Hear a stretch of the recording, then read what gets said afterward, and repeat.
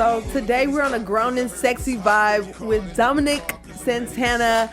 He's played Suge for like the second time now, and this is actually your song we're listening to right now. Yes. And your other alias, Young Gent. Tell me a little bit about that. Well, we're actually recently celebrating the 10-year anniversary of that song. Okay. So, funny thing about it is people, when they hear it for the first time, they're like, "Oh, you just made this?" Mm-hmm. Like, nah, that's '08.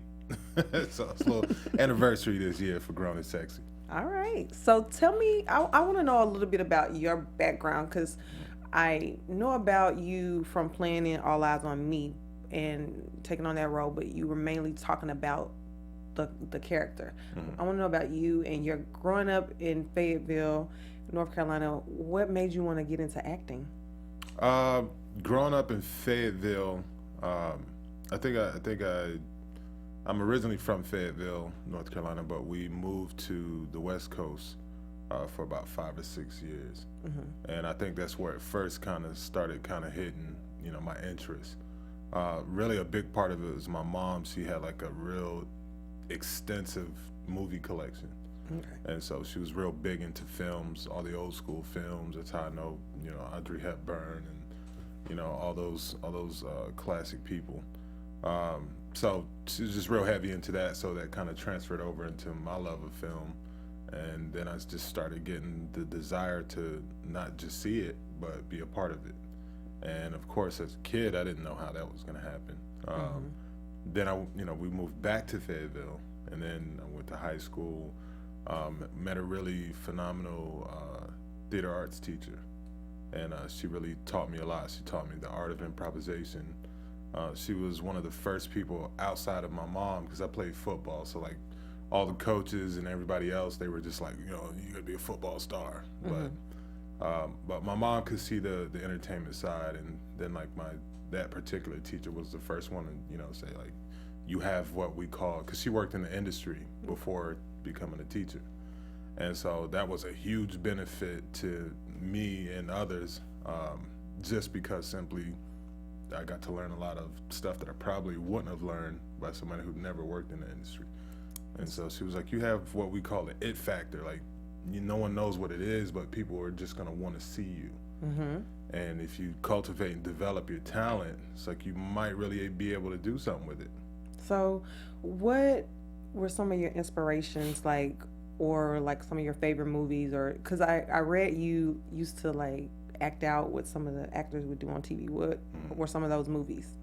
Man, anybody who knows me, like, good luck. Just because there's not really one particular movie. Like, I actually developed this really bad kind of OCD habit, because when we were younger, we couldn't afford to go take acting classes and do all that extra stuff. So how I figured to learn was, well, these are the professionals doing it.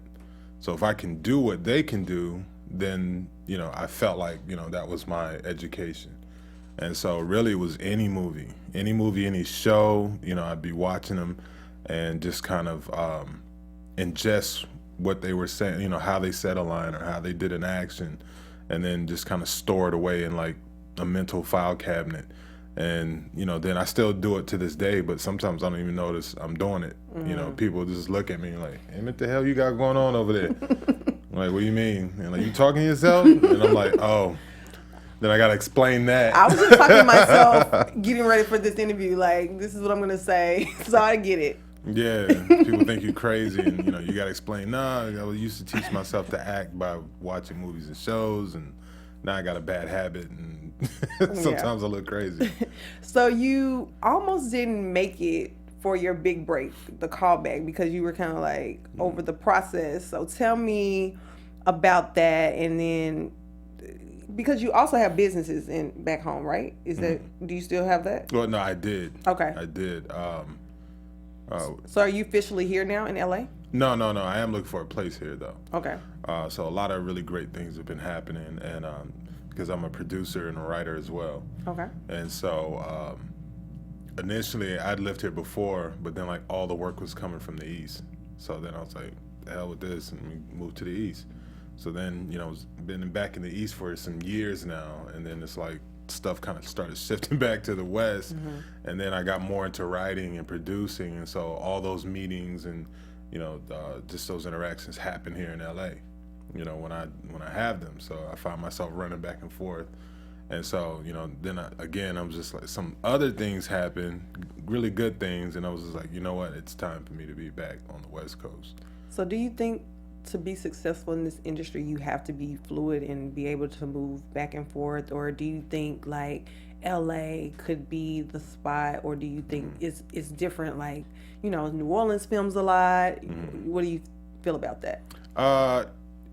My situation was a little different just because for years I was a business owner as well. So, and that was up and down. Sometimes it was really good, sometimes it wasn't, or whatever. But that's what allowed me to be able to have the kind of money where I could, I need to be in LA. All right, boom, I shoot to LA, or wherever. So, if you don't have that, then it's different. You can't run back and forth when you need to. So my suggestion is to, if you're an actor just starting out, someone said, where should I go? And I'm going to be frank, really, right now, and be honest. If you're a black or minority actor, actress, you should go to Atlanta. Okay. If you're just starting out. If not, and you don't have to be just black or minority to go to Atlanta, but you fare out better there, just starting out. And you can go to LA right out the gate, but it's gonna be tougher for you. Okay. You're gonna have a lot more competition, and then the type of roles you'll see for yourself will be a lot more limited, which means if they're more limited, but you're still competing with a lot of people, your chances are way slimmer. Like I said, you can go to either or, but definitely one of those two places, you need to be in. And you've been doing this for like 12 years now. I just saw that on your Instagram. So tell me about some of those like moments where it was up and down. How did you get through that, and what kept you going? Honestly, I probably quit in my mind, 200 times on the journey. I was so obsessed with it, so determined that I just kept going and going and going. And what you find happens is you get to a point where you look up and you see the years that it went by, and so then you're like, all right, well, especially when you hit year 10, even year 5, but especially when you hit year 10, it's like, okay, now I have to, in order to walk away from this, I have to throw away a decade of my life and then start over. And then you got to be cool with that. Like, can I just throw 10 years in the trash? Right. And I'm very big on time is our greatest currency, because there's something you can spend it, but you can never receive it back, So I wasn't willing to do that, and so I was in it long enough to where, it was like, well, whether you like it or not, right, better find a way to like it, because you're in it, and you got too much history, and fortunately, it got to a point where things started moving more mainstream, because it kind of flew under the radar for a lot of the years.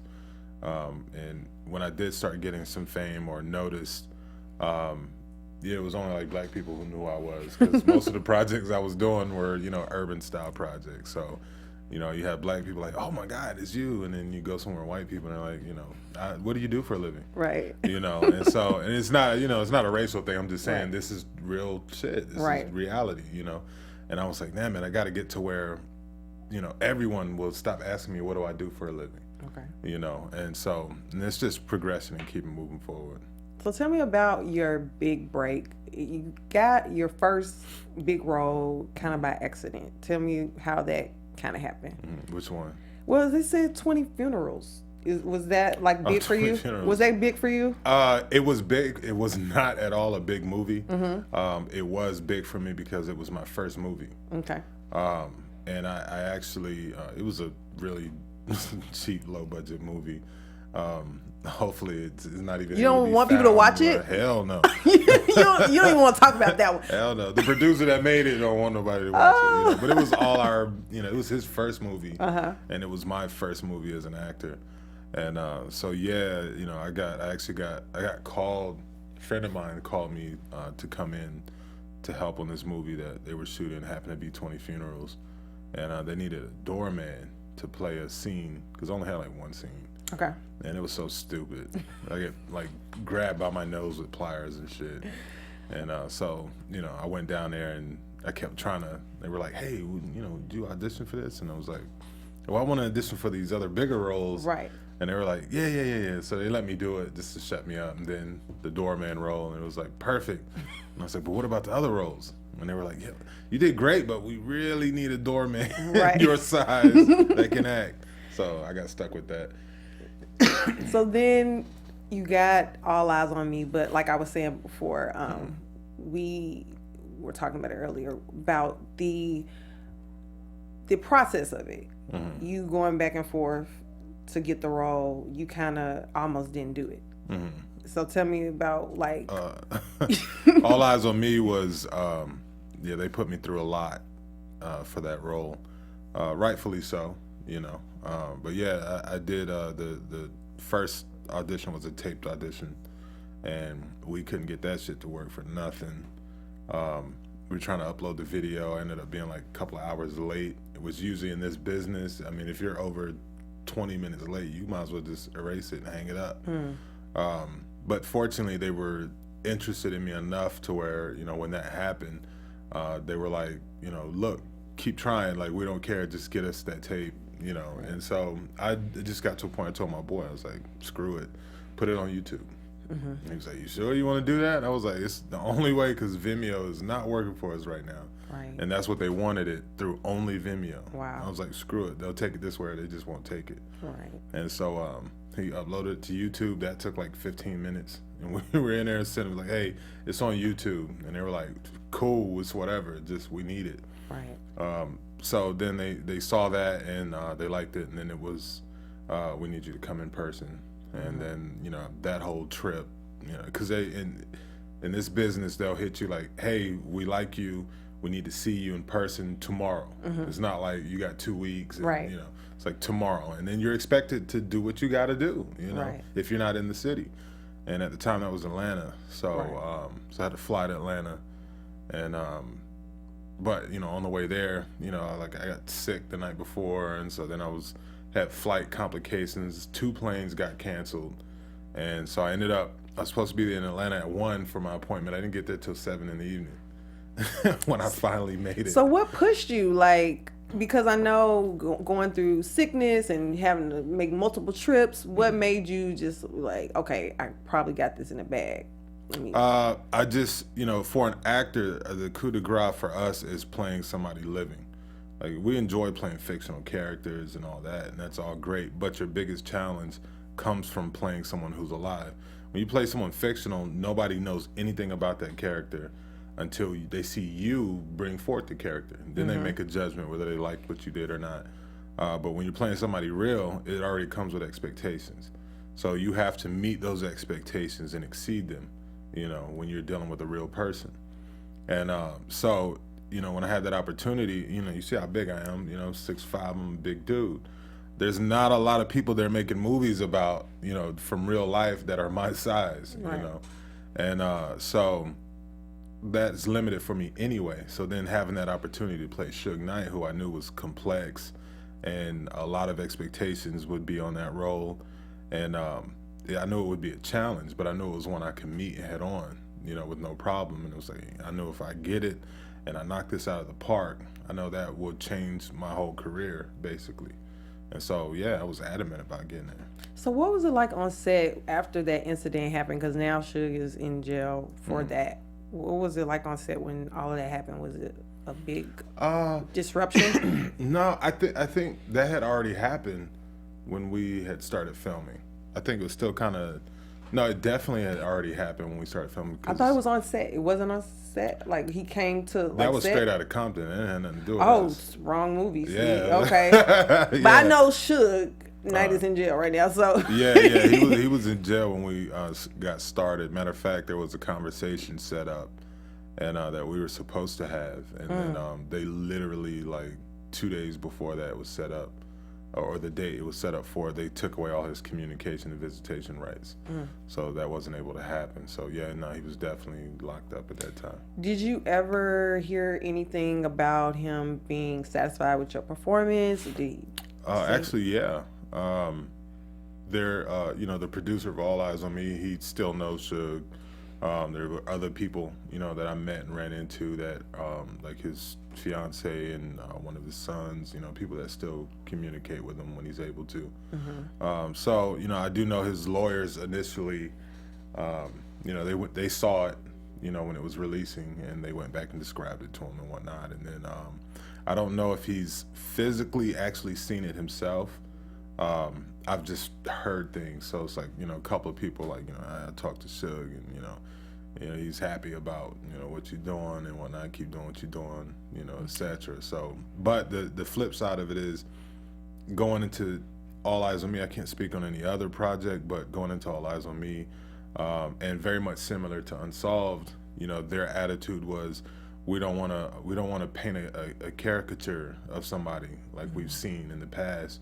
We want to humanize this person and show you a well-rounded version where you do see the bad, you know, but you also see what makes that person tick, you know, and how do you get from, you know, point A to point B to the extremes, you know, and not just that he was just some crazy, you know, nut monster, right? That would Throwing you over the balcony, right? Just doing crazy stuff for nothing, and then so you get to see a little bit of correlation of, you know, what some of those things. The reasoning and, you know, what triggers them, etc. Now that you play him twice, do you fear being like typecast in any way, or do you feel like, what other roles do you feel like you could play? Or no, I don't feel typecast at all. Just because my look changes a lot, you know, when I'm not playing him. You know, I have hair, obviously, and, you know, so my look changes, and so that part I'm not so worried about. Because, I mean, I could shave my face and have a head full of hair and look like a complete different person, you know. And plus, I'm normally smaller, you know. I walk around at a lighter weight, so I'm in the process of coming back down now. And so, you know, so when I'm down like that with my hair and stuff, people are like, you look familiar. You know, some people know. They're like, nah, it's you. Yeah. But some people are like, you look really familiar. I can't place it. And then, you know, when we get to talking, and they're like, oh, yeah, you played Suge. Yeah, okay. Damn, you look different. So what are some commitments that you're willing to go up and down on your way? You're willing to shave your hair off. What are some things that you're not willing to do, like maybe nude scene or? Nah, I mean, I can't wait to show off what my daddy gave me. No, I'm kidding. Wait for the opportunity, baby. Nah, nudes. You know, my mom did say some years back, she was just like, all I ask is one thing. I want to be able to see all your movies. So she's seen it, I'm sure. But she ain't seen it, you know, in, you know, grown man status. So, you know, so she's just like, you know, I don't want to see any of that when I go to your movies, like, or at least tell me so I don't go to the movie. And so, but, you know, I honestly, in full on shape, you know, I don't mind doing that. You know, we all like to show off some point in time. You know, when I'm in shape, though. You gotta be in shape. You can't be a little pudgy. Right. Okay. But as far as what I won't do, something like Brokeback Mountain, I just, I don't have any problem with gay people or whatnot. I have, you know, friends who are gay and whatnot. It's just, it's not what I'm into. So that, you know, as far, I haven't actually seen Brokeback Mountain. The most recent one was, I think, not Mudbound, Moonlight. Well, I did see Moonlight, but Moonlight snuck it in on you. You're like, wait, what's going on here? You know, so, Yeah. so yeah, you know, just some things I'm personally uncomfortable with. You know what I mean? Like, again, I don't have any issue with men being with men, women being with women. It's just I don't, you know, physically like men.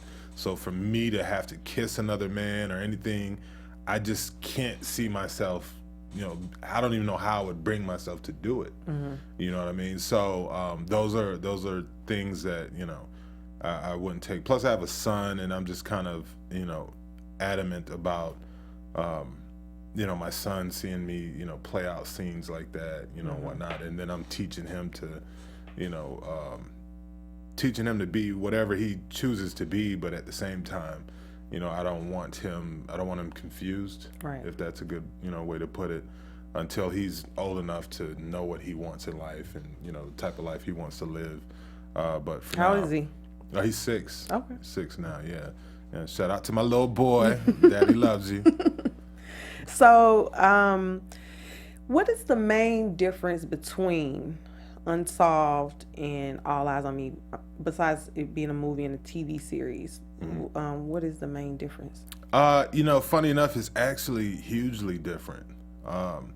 Just because, you know, All Eyes on Me was a movie, first off, and then it was a movie particularly about just one of those people that you see in Unsolved, which was Tupac, you know. So it was all based centered around him, and then he had so much life, so many different events. It was like, you know, those poor guys, their battle to figure out what do we show, you know, within the time frame we're allotted, you know.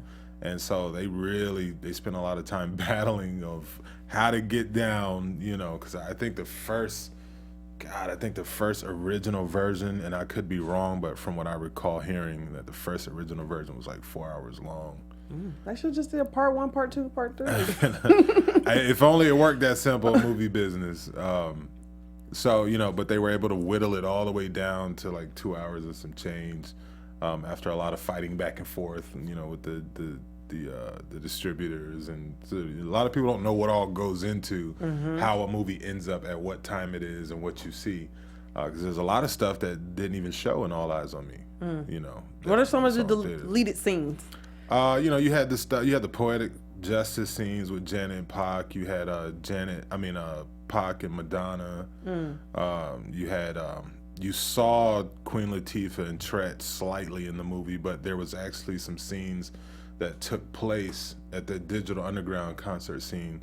There were actually some scenes that were shot that took place behind the stage on that, you know, right before that scene with Queen Latifah and Tretch. Anything you feel like it should have stayed? There was a scene, and not just because I'm in it, but or would have been in it. There was a scene initially with Suge Knight and Jimmy Iovine. Apparently, this is something new I learned too. Apparently, Jimmy Iovine back in the day would have these football games at his house, but it could be like Suge Knight, Sting, Bono from U2. Wow. You know, just like people, you'd be like, what the hell? Like, and they would literally have these, you know, touch football games, you know, at his house on his lawn with all these mega stars and moguls, etc. And no media or anything, just them playing ball. And so this particular scene was after it was going to show part of that football game and then show a conversation with Suge and Jimmy Iovine. And it was their conversation about how he got Pac from Interscope. Because it wasn't just go sign Pac in jail, get Pac to agree. He had a whole label that you had to get him off of. Right. And so they had a conversation, and that conversation was just so dope. And, you know, it got omitted from the film, but I think it would have been a really dope moment for people to A, see how that even transpired, and then B, also seeing Suge Knight with Jimmy Iovine and Bono and all these other guys, that if he was such just this idiotic monster, he would never be in their person. This is at Jimmy Iovine's house, you know what I mean? So Suge knew where he lived. Right. You know, and so for them to get along the way they got along, and for him to be around these other people that had no problem being around him, besides what you were hearing in the media, right? You know, that says a lot about how he was in personal life outside of the cameras and everything else. You know, that these guys had no problem being around him, let alone talking some business with him, you know, at his house. You know, I think that would have been huge. So can you tell me your personal choice between Biggie and Tupac? Who do you like? That's easy. I'm a Tupac fan, man. I'm a fan of Biggie's work as well. But just for me, Tupac resonated in a way different kind of way. And like I said, when we left North Carolina and moved out to the West for those 5 or 6 years, it was also during the time where Death Row was in its prime. So you had, you know, all we were hearing was Tupac, you know, Snoop, Dre, all just West Coast stuff, E40, all those guys. Rarely ever heard any East Coast, because at that time they didn't play East Coast music, you know. So there were artists, when we moved back, I didn't know who Biggie Smalls was until, You know, I made the mistake of asking what is a Biggie Smalls, you know, around a bunch of East Coasters, you know, and I'm in my West Coast style and everything still, and then everybody was like, you don't know who Biggie Smalls is? And I'm like, what the hell is a Biggie Smalls? Like, what is that? Oh, it's a person. Oh. But no, I love Big's work too, and you know, but like I said, Tupac just, I don't know. Big was more fun, and then like his lyrical ability as an MC, his wordplay was like phenomenal, and it made you step back and go, damn, you know. But Pac will have you ready to go fight the world and bring justice. Right. So who do you think played Tupac the best? Because you made a relationship with Demetrius, and then now you have a new co-star. So who do you think portrays him better? Or that's a question I've been asked many times, of course. But you know, and I'll say the same thing that I've been saying. Both of those guys, I watched both of them work their asses off, you know, to deliver this role with all the pressure that they knew were on them. You know, they both, you know, I'm working with both of them. They both were under a lot of pressure, and they knew it. Because Tupac fans are ruthless, man. Oh yeah. Let me tell you, you know, having ran through that gambit one time already, Tupac fans are no joke. They're tough. Yeah. Tough. They're like Beyonce fans. They don't play. There's some tough fans to please, man. And so, you know, I thank God, I never want to be the person tasked with playing Tupac, just because it's really rough. But, you know, I watched both those guys really work hard. And both of them, in their own different ways, had to overcome, you know, certain things to get to the place where they were able to, you know, give the rendition that they gave. So I can't say either one of them were the best, you know, against one or the other. But I can say they both, I think, did a phenomenal job. And somehow, and it might have to do with Unsolved being so different from All Eyes on Me. Or just, you know, maybe just the actors themselves, I don't know. But for me, they both delivered for me highly. But they somehow both gave almost like a different kind of rendition of Tupac. So it's like it's still Pac, but it's just a difference. And it's not like one is worse than the other. It was just like, okay, now we're getting to see, you know, a kind of a different side, you know, Pac over here with Mark. Where with, you know, Demetrius, we saw this side of Pac, you know what I mean? But then again, the show is not like the movie. It's completely geared toward a whole different thing. And so you have to approach it differently. And Right. so I think that might have been, you know, part of the difference.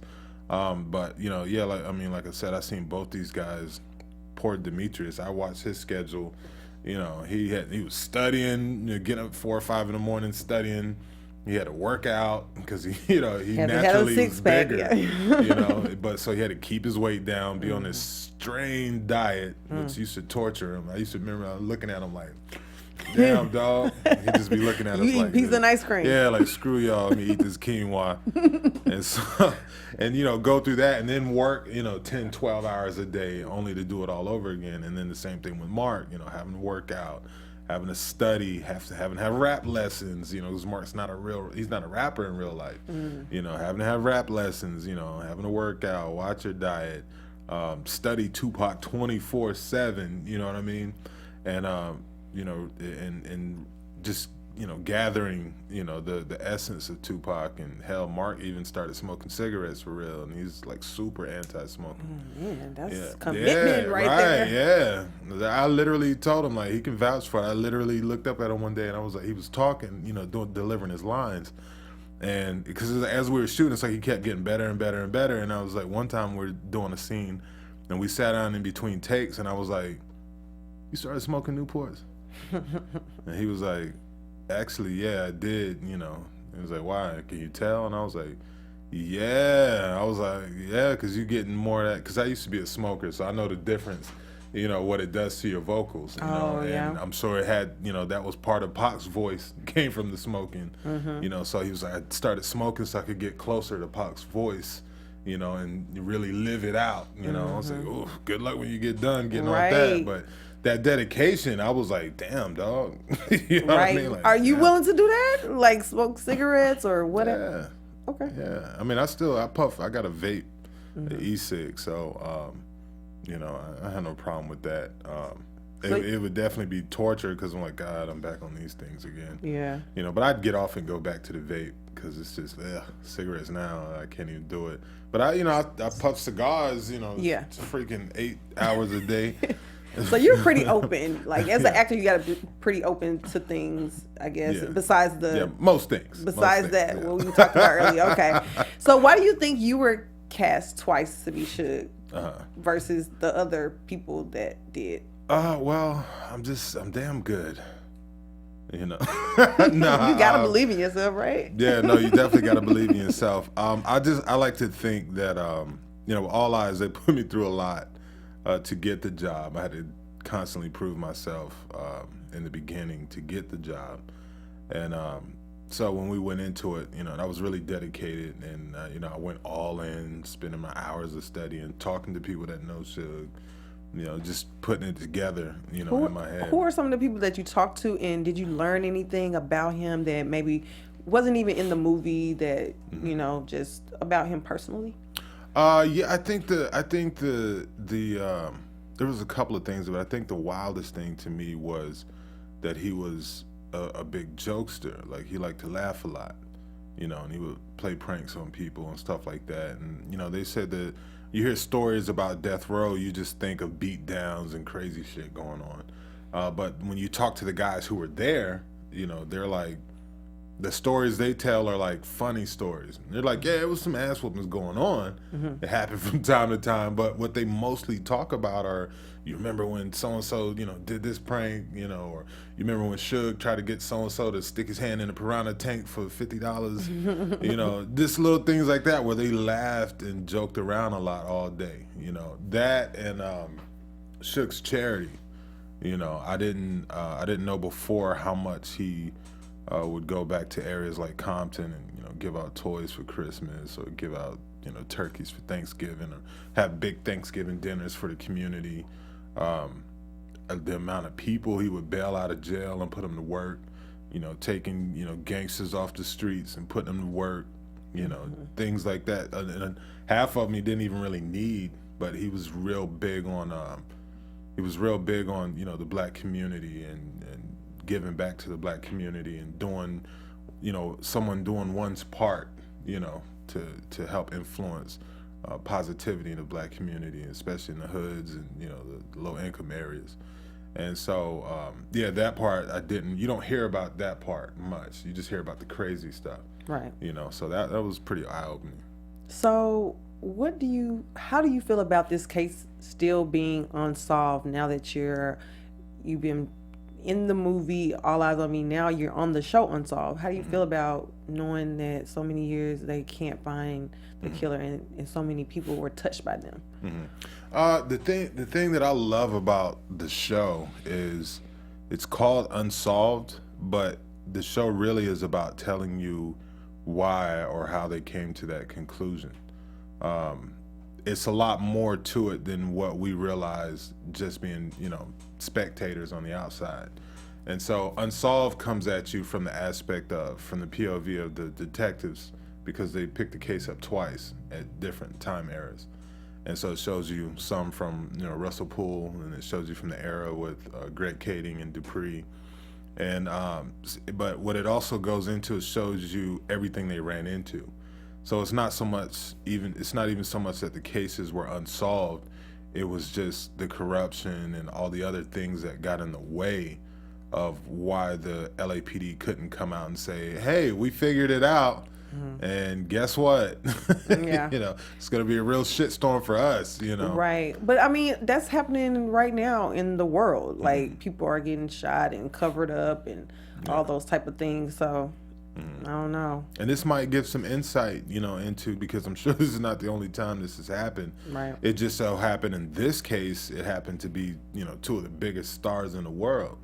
You know, so it couldn't just be completely ignored.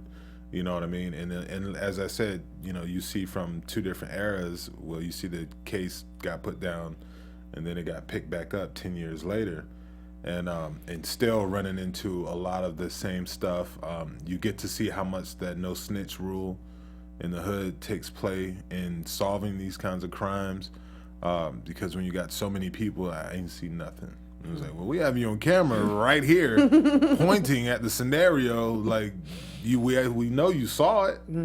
Like, yeah, but I don't remember. Yeah, I don't recall nothing. And so you get to see in the show, how many times these detectives ran into that, and had to find some way to work around that, and just trying to solve a crime that, you got corruption on one side, and then you got the community that doesn't want to partake, in your investigation. Or they're worried about what other people in their community, might think if they see them talking to you, and so somehow you're supposed to solve this. So what you end up with is a lot of solving a case is more, it's not just what you know, it's what you can prove. Right.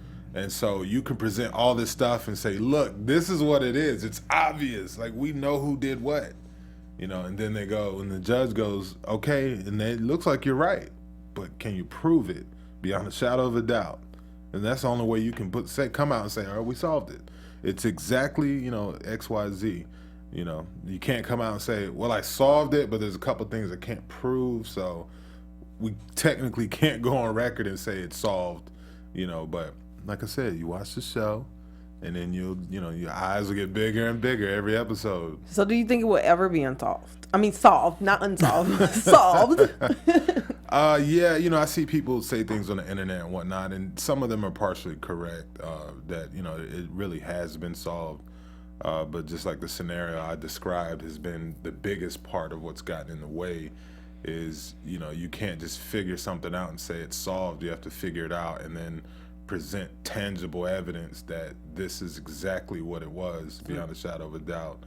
And I think that's what Unsolved does a really good job of, is really exploiting that portion of it, of the here's the evidence of what it is. And it's like, it's obvious, but you just technically can't say, oh, it's solved. But throughout the show, you get to piece the evidence together with the detectives and see Pac and Big and see, scenarios that led to X, Y, Z. And then you get to see why they say, this is everything. This is what it is. And so by the time you get done with it, you'll be able to, it'll still be kind of in a way of, it's left up to you to take what you saw and the evidence you were presented with and to come up with your own conclusion, basically. But it should be pretty clear. Well, I mean, this story has been told from each side. I say from Notorious, then we got Straight Outta Compton, got All Eyes on Me, then we had Surviving Compton with Michelle. Do you think everybody got their side out? Do you think it's going to be more like movies or shows like telling this story, or how do you feel like are they beating a dead horse? What do you feel like? Well, I think there's still one side to come out. But we'll see what that is. But no, everyone got their side out. Well, most of everyone's gotten their side out, and I think we still have some other sides to hear from. But I also I feel strongly that the other great thing about Unsolved is those sides are people's personal views, from what they saw. Unsolved comes to you from a place of, this is the evidence, this is what was uncovered, these are the facts, it's non-biased, because it's not, the detectives, they weren't representing Biggie's side, they weren't representing Tupac's side, they weren't representing anybody's side but finding the truth. That was the only side they were on. So now you don't get someone's opinion, you get real evidence. Like in the show, they took actual, the actual files, and Greg Kading, who was the detective that you see Josh Duhamel play in the show, who picked it up the second round, worked this actual investigation, and so a lot of the facts and stuff that we didn't know about, you get to see played out and Unsolved, and the case files and evidence and whatnot is what was used to base the show on and write from that perspective, and bring that out. So you get to see a side that's hasn't picked a side. It's just, this is what it is. This is what happened. This is what we know of from both of these sides. Now, do you feel like, or have you heard any inside that the show has been picked up for a second season? Well, this I do believe there will be an Unsolved season 2, but Unsolved is an anthology series, meaning it's not just about the Biggie Tupac story. So it's like the OJ story, where you get that this season, and then the next season will be a complete different story, somebody else's lives. So I know there may be an Unsolved season 2, but it won't be, none of us will be back as these characters. Maybe some other characters, but not in this story. Well, we have to get out of here. Any new projects you want to talk about? Anything in the works for you? Yes, we're going to shoot a documentary with Zoe Helps, a great organization in Africa, in Kenya. So we're going to shoot a documentary about, what's going on there with them and just charities and donations, how effective is your giving overall to any charity. That and we're shooting a film called Vacation that I co-wrote with my producing partner, Jason Beecham, and we'll be shooting that this summer. My team will also be producing another film for another writer right after that. Got another movie this summer that I'm just acting in. It's about like some crazy narcs. Okay. Go get it in. And so, I'm writing more scripts, producing. Been having a couple of meetings at NBC Universal about getting my own show that I've created on one of their networks. So a lot of exciting things, yeah. Nice. So tell everyone where to find you on social media. On Instagram, where I'm mainly at, you can find me at official Dom Santana. So it's official DOM Santana. Twitter is Dominic Santana, capital D, capital S, all one word. And of course, Facebook, just Dominic Santana. And some other stuff somewhere else. Who knows? I don't keep up with it all. All right. Well, thank you guys for tuning in. You can always catch AfterBuzz at AfterBuzzTV.com. Also, our iTunes podcast. And you can follow me on Instagram at Conversation Piece or Twitter, Miss Combo Piece, like a piece of cake. Don't you forget it. Buzz you later. Thank you for tuning in. From executive producers Maria Menounos, Kevin Undergaro, Phil Svitek, and the entire AfterBuzz TV staff, we would like to thank you for listening to the AfterBuzz TV network. To watch or listen to other after shows and post comments or questions, be sure to visit AfterBuzzTV.com. I'm Sir Richard Wentworth, and this has been a presentation of AfterBuzz TV. Views expressed herein are those of the host, not necessarily reflect the views of AfterBuzz TV or its owners. Trying to make her my chick. 7 carats in the ring, wife her up and she left me. She need to be with me on a grown and sexy, slim waist, pretty face with that bottom looking healthy.